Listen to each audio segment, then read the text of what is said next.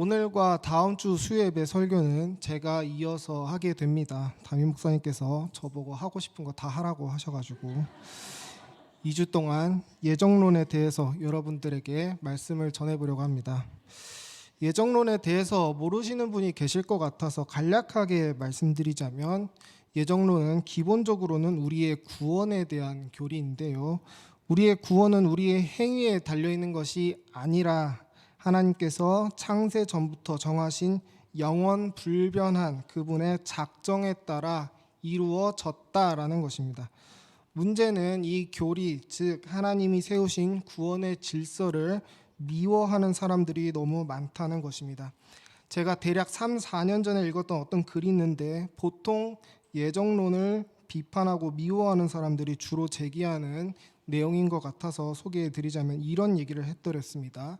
만약에 예정이 사실이라면 결국 자기가 죽어서 눈 떠보니까 어떤 사람은 천국에 있고 어떤 사람은 지옥에 있다는 건데, 그럼 왜 기도하고 예배드리고 착하게 살려고 노력을 해야 되는 것이냐라는 것입니다. 그건 자기 이성과 논리로는 이해가 되지 않는다라고 합니다.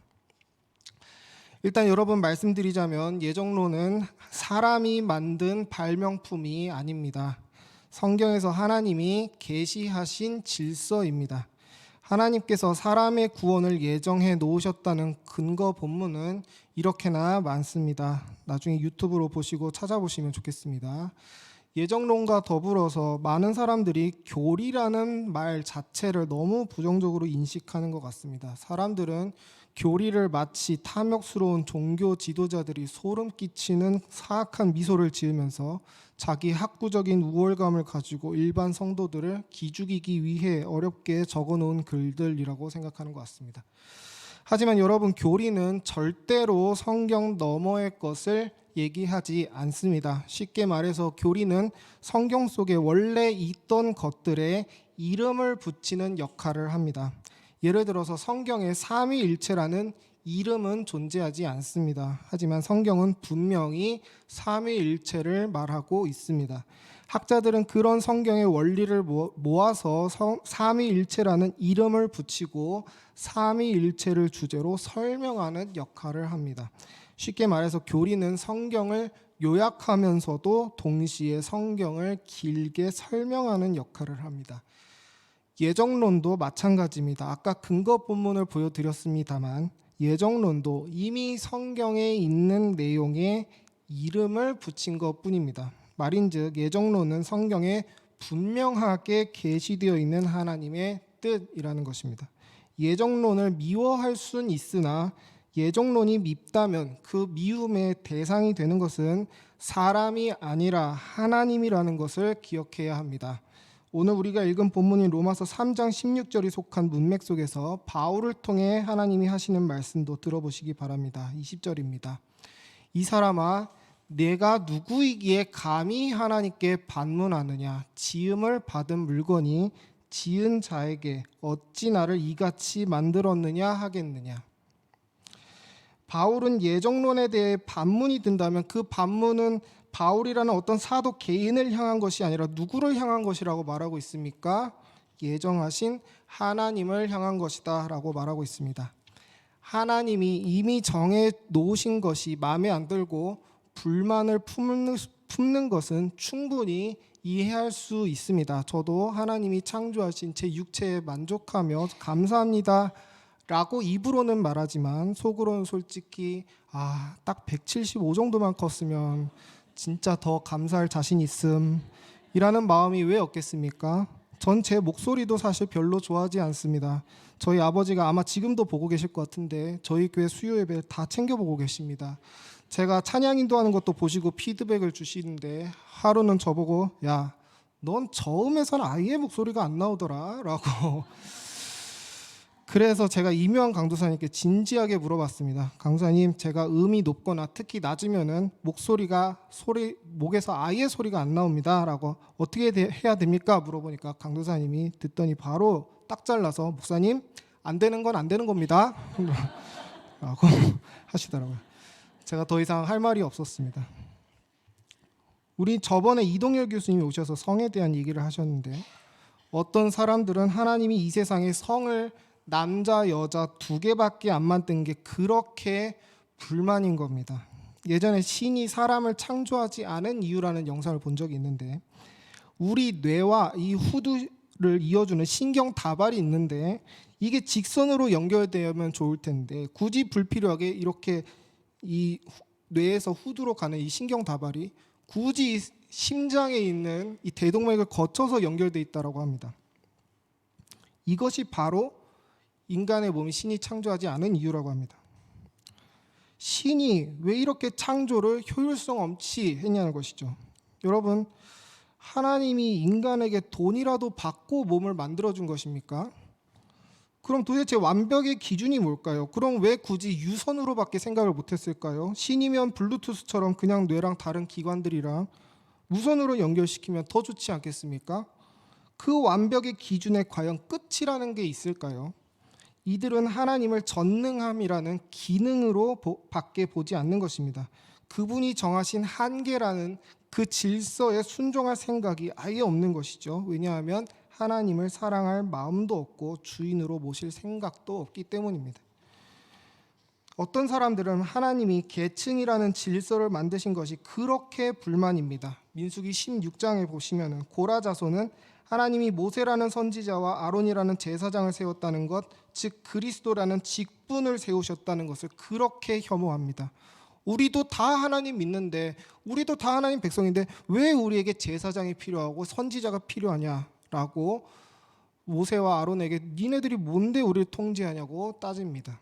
그런데 비난받는 것은 모세와 아론인데 갑자기 하나님이 등판하셔서 그런 말을 하는 고라 자손을 땅을 열어서 다 죽여버리십니다. 왜냐하면 그 질서는 하나님이 세우셨기 때문입니다. 우리는 하나님이 정하신 것을 감정적으로 좋아할 수도 있고 싫어할 수도 있습니다. 하지만 우리가 예정론을 어떻게 느끼든 성경은 1.1획도 사람의 마음에 들기 위해 변할 생각이 없습니다. 여기서 우리가 믿는 개혁주의적인 예정론의 가장 큰 목적이 드러납니다. 그것은 바로 하나님의 주권만을 높이는 것입니다. 다시 말씀드립니다. 우리가 예정론을 믿는 이유는 오직 하나님에게 절대적인 주권이 있다. 오직 하나님만이 그 주권을 소유하실 수 있다. 그분은 절대적인 분이시다라고 숭배하기 위함입니다. 개가 짖어도 기차는 간다라는 말이 있죠. 과격하게 들릴 수 있겠지만 우리가 아무리 짖어도 하나님의 주권은 오직 하나님에게만 있습니다. 말인즉 우리가 구원을 받으면 오늘 우리가 읽은 본문 말씀대로 100% 하나님의 은혜로만 구원받는 것이지 어느 정도 3, 4% 정도는 우리의 행위에 달려있는 것이 절대 아니라는 것이죠. 예정론을 받아들이지 않는다면 필연적으로 우리는 하나님이 주권을 부분적으로 잃어버리시는 방법으로 대체 교리를 만들 수밖에 없습니다. 예정론과 대척점에 있는 사상이 예지론인데요. 예지론은 하나님께서 우리가 미래에 할 행동을 미리 아시고 그걸 다 생각하셔서 심판하시거나 구원하실 것을 결정하셨다라는 그런 주장입니다. 여기서 문제는 하나님은 우리가 미래에 할 행동을 미리 알기만 하실 뿐이지 그 행동에 아무런 주권도 행사하실 수 없다는 것입니다. 그렇다면 하나님은 우리의 행동에 미리 반응만 하실 뿐인 수동적이고 무능한 신이 되는 것입니다. 그렇다면 하나님은 우리에게 끌려다니시는 분, 우리의 주인이 아니라 도구가 되시는 겁니다. 그런 하나님은 성경에 없습니다. 여기서 예정론이 비판되는 두 가지 이유 중 첫 번째 이유가 노출됩니다. 그 첫 번째는 바로 휴머니즘입니다. 제가 보기엔 이게 가장 일반적인 비판입니다. 휴머니즘이 하고자 하는 말은 한마디로 하나님이 정해놓으신 운명에 끌려다니는 사람이 불쌍하다라는 겁니다. 여러분, 이 말은 마치 하나님을 정죄하는 것과 같습니다.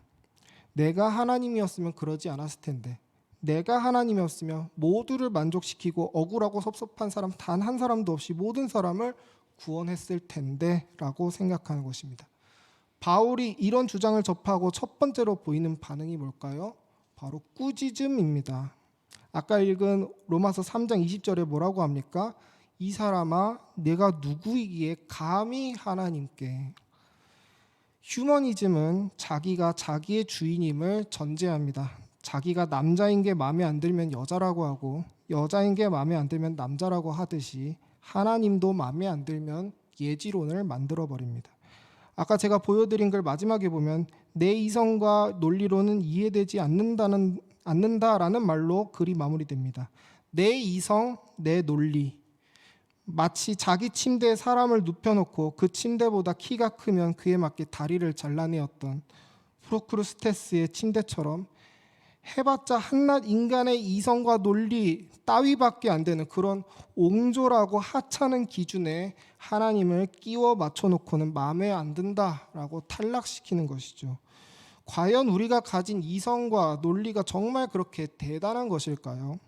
우리는 전적인 타락을 믿습니다. 전적인 타락은 우리의 이성과 논리와 감정, 육체 모든 영역에서 우리가 완전히 타락했다라는 것입니다. 우리의 이성은 타락했습니다. 완전하지 않습니다. 저희 아내가 오랜만에 자리에 나왔습니다. 저희 아내는 출산일 당일까지 입덧으로 토를 했습니다. 세상에 인류사가 지금까지 이어져 내려오고 그 사이 수많은 천재들이 있었음에도 불구하고 이 입덧을 명확하게 설명할 수 있는 사람은 없습니다. 육모성 고나도트로핀이라는 호르몬 수치의 변화에 따라 입덧도 같이 간다고 하는데 그 호르몬 수치는 12주부터는 줄어드는데 저희 아내 입덧은 정말 끝까지 가지 않았습니까? 이해할 수도 없고 설명할 수도 없습니다. 네, 여러분 지금 빛에 의존해서 절 보고 계십니다. 근데 빛은 파동일까요? 물질일까요? 아직도 이 논쟁은 끝나지 않았습니다. 결국 빛은 파동이면서 동시에 물질이다라는 결론까지 왔습니다. 그게 여러분들이 익히 들어보셨을 양자역학이고 아인슈타인은 이 양자역학을 죽을 때까지 혐오했습니다. 이 양자역학에 있어서 유명한 게 슈레딩거의 고양이 실험이라는 게 있습니다. 상자 속에 독약을 넣고 고양이를 같이 넣으면 우리 눈에 보이지 않는 상태이기 때문에 이 상자 속 고양이는 죽어있는 상태와 살아있는 상태가 함께 공존한다라는 주장입니다. 이게 과학적인 결론입니다. 도대체 뭔 소리일까요? 이처럼 이 세상은 우리가 뭘 이해했는지를 전혀 신경 쓰지 않고도 알아서 잘 돌아가고 있고 우리는 그 세상을 아주 잘 누리고 있습니다. 여러분이 꼭 스마트폰의 그 전자적인 메커니즘을 모두 다 이해해야 스마트폰을 이용할 자격이 주어지는 게 아닌 것과 마찬가지입니다. 마찬가지로 여러분 우리 이성은 하나님이 예정하신 방식을 이해할 수 없습니다. 가장 설명할 수 없는 것은 악의 기원에 대한 것입니다. 창세전에 심판받을 죄인이 결정되었다면 그 죄의 기원은 하나님밖에 없는데 선한 신에게서 어떻게 악이 발생할 수 있고 그 죄의 책임은 어떻게 인간에게 주어지는가에 대한 문제이죠. 이것은 우리가 시간을 창세전이라는 어떤 공간 속에 있는 물체처럼 이해하면서 시간의 흐름을 구원의 논리적인 흐름과 동일시하기 때문에 발생하는 문제입니다. 그리고 창조전에 시간은 존재하는가에 대해서 우리가 아는 바가 없습니다. 우린 부활하고 온전하게 될 때, 그러니까 우리의 타락한 이성이 회복될 때야 비로소 이 예정의 방식을 이해할 수 있게 될 것입니다. 그 전까진 모른다고 말해야 합니다. 우리가 아는 건 성경에 예정이 계시되어 있고 죄의 책임은 무조건 사람에게만 있다라는 그 성경적인 결론밖에 없습니다. 예컨대 우린 수학 문제의 답만 알고 있고 그 풀이는 아무리 봐도 이해할 수 없는 것과 마찬가지입니다. 우린 이렇게 이해할 수 없는 문제에 직면했을 때 우리가 그것을 이해할 수 없는 이유에 대해서 우리보다 한 차원 낮은 존재를 상상해 보는 것이 도움이 됩니다. 예를 들어서 2차원의 인간이 있다고 생각해 봅시다. 제가 병뚜껑을 들고 왔는데요. 2차원이라는 것은 가로와 세로, 즉 평면의 세계죠. 그 평면에서 2차원의 인간이 하나의 점으로서 자유롭게 이 평면 세계를 돌아다니고 있다고 한번 상상을 해봅시다. 근데 우리는 지금 3차원에 살고 있죠. 가로와 세로를 더해서 이제 높이라는 차원이 하나 더해진 존재가 바로 우리입니다. 우리는 2차원의 인간보다 더 우월한 존재이죠. 여러분 2차원 인간은 높이라는 차원을 이해할 수 없습니다. 만약 우리가 2차원의 사람에게 위에서 안녕 말을 건다면은 2차원의 사람은 위라는 개념을 모르기 때문에 도대체 어디서 말소리가 들리는 건지 알 수가 없습니다. 만약 우리가 2차원의 사람 주위로 이렇게 손가락을 꾹꾹 누른다면 2차원의 인간은 우리가 순간 이동을 하는 것처럼 보이게 될 것입니다. 왜냐하면 우리는 손가락을 위로 들어서 옮긴 것뿐인데 2차원의 인간은 위라는 개념을 모르기 때문이죠. 만약 2차원의 사람을 우리가 높이 들어서 자 봐, 이게 높이라는 거야, 이게 3차원이야, 체험해봐 라고 아무리 체험을 시켜줘도 2차원의 사람은 이게 뭔지를 이해할 수 없습니다. 자기가 엄청난 차원 이동을 했다고 느끼지만 우리 입장에선 그저 들고 내려놓는다는 아주 간단한 운동에 불과하는 것입니다.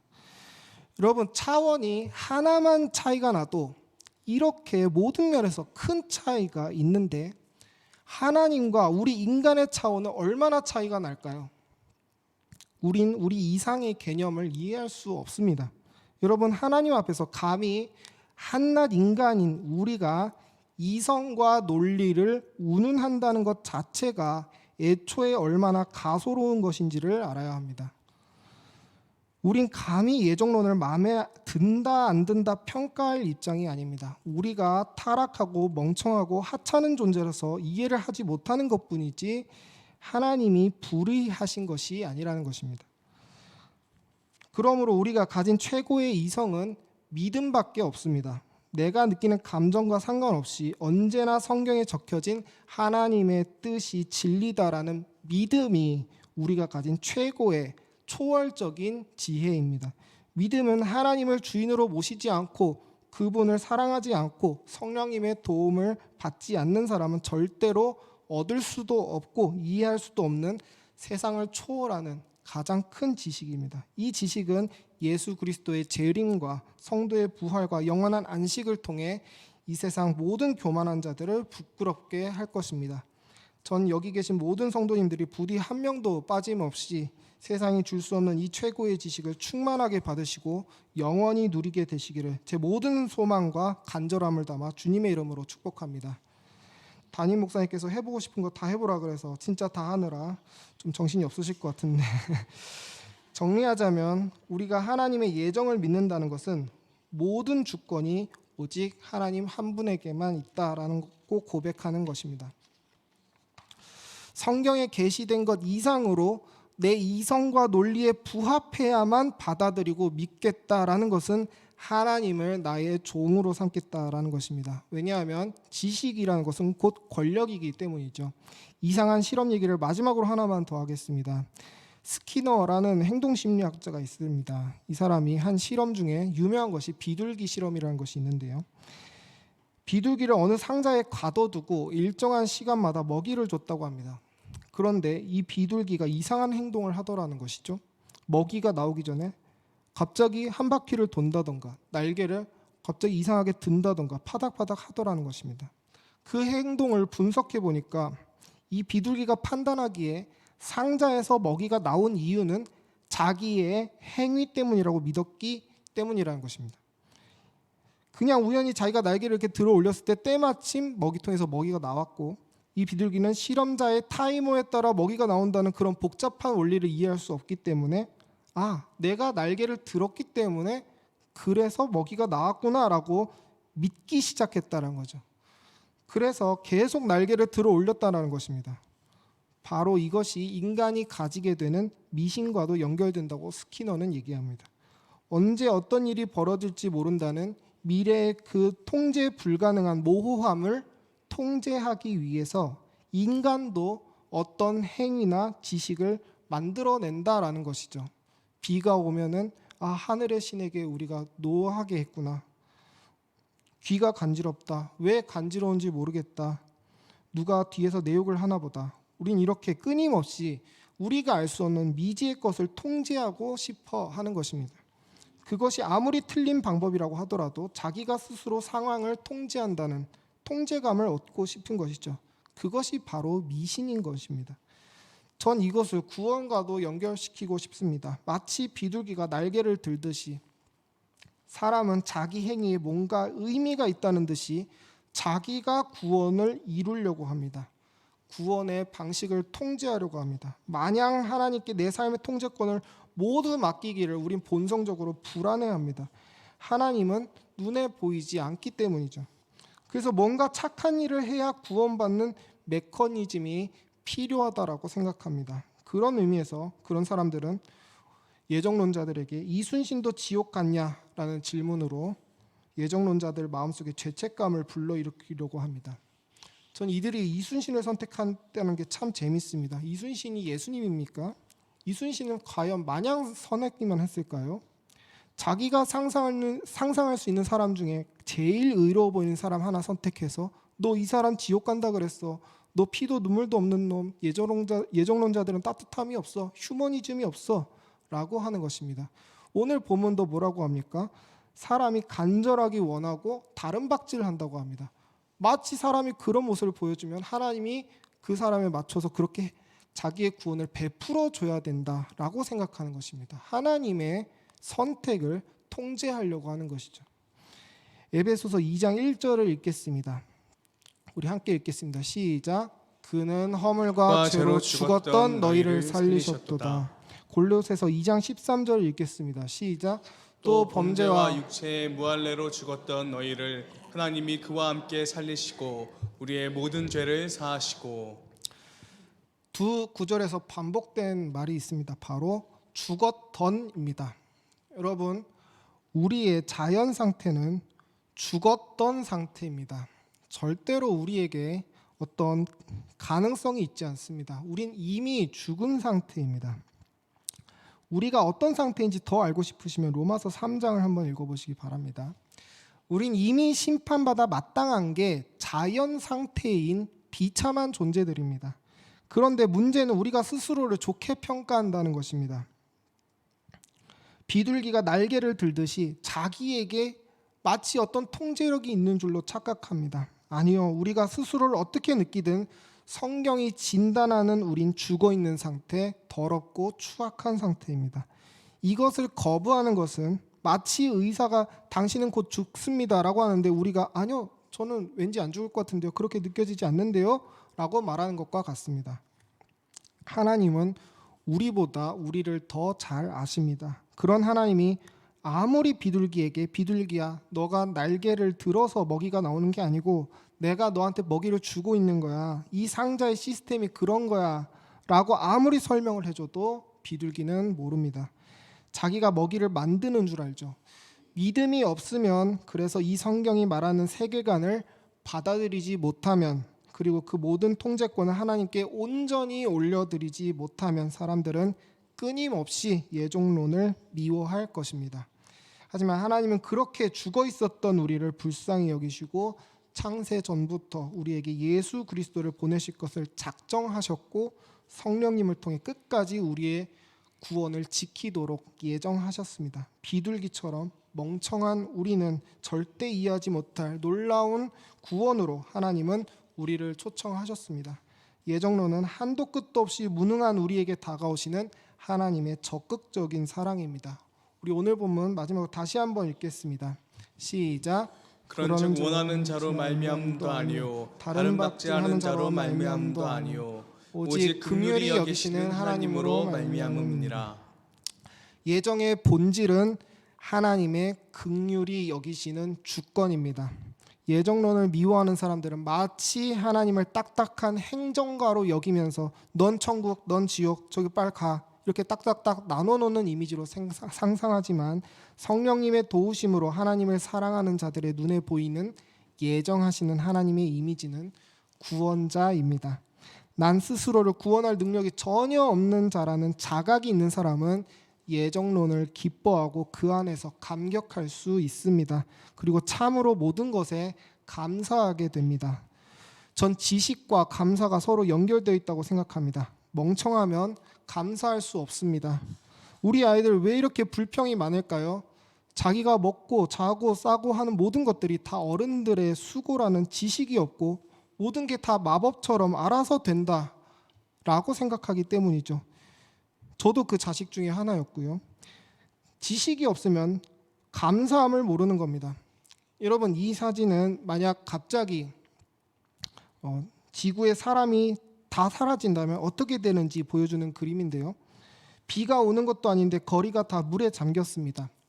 이 말은 지하에서 항상 누군가 배수 펌프를 돌리고 그 펌프를 관리하고 있기 때문에 우리가 지금 밖에 나가면은 잘 말라 있는 도로를 달릴 수 있다라는 것이죠. 여러분, 우리는 이 지식이 없으면은 배수 펌프 돌려주는 그분 참 감사하다라는 것을 알 수가 없습니다. 지식은 감사와 연결이 되어 있습니다. 그런 것처럼 예정론을 안다는 것은 내 인생의 모든 것 하나하나가 우연이거나 당연한 게 아니라는 것을 아는 지식입니다. 하나님의 은혜의 주권에 감사하게 만드는 거룩한 통찰력입니다. 여러분이 지금 이 시간 이 자리에 나와서 하나님의 말씀을 듣고 있는 것도 여러분의 힘으로 된 것이 아니라 하나님의 예정하신 은혜의 결과인 줄로 믿으시기 바랍니다. 전 여러분이 여러분을 둘러싼 하나님의 그 사랑을 아는 지식이 예정론을 통해 더욱 풍성해지기를 소원합니다. 말씀을 맺겠습니다. 예정론에 대해 학구적으로 말할 것 같으면 전 오늘 그 진도를 거의 나가지 못했습니다. 하지만 전 여러분이 많은 걸 알기보단 예정론의 그 핵심 정신을 느끼시길 소망합니다. 그 정신은 우리의 한없는 무능함과 하나님의 한없는 주권에 대한 것입니다. 하나님 그 주권을 긍휼을 위해 사용하셨습니다. 여러분이 신앙생활을 하시면서 그 하나님의 사랑의 행위를 더 풍성하게 발견하게 되시기를 축복합니다. 제가 아까 중간에 예정론에 대해서 비판되는 두 가지 이유 중 하나가 휴머니즘이라고 했는데 두 번째는 방종에 대한 문제입니다. 하나님이 운명론적으로 다 정해놓으셨으면 우린 아무것도 안 해도 되냐의 문제인데 이 문제는 다음 주에 다루도록 하겠습니다. 한 주 동안 오늘 들은 예정의 말씀을 통해 여러분을 둘러싼 이 세상이 하나님의 사랑 고백처럼 사랑의 편지처럼 느껴지게 되시기를 주님의 이름으로 축복합니다. 우리 들은 말씀 생각하면서 은혜 아니면 함께 찬양하도록 하겠습니다.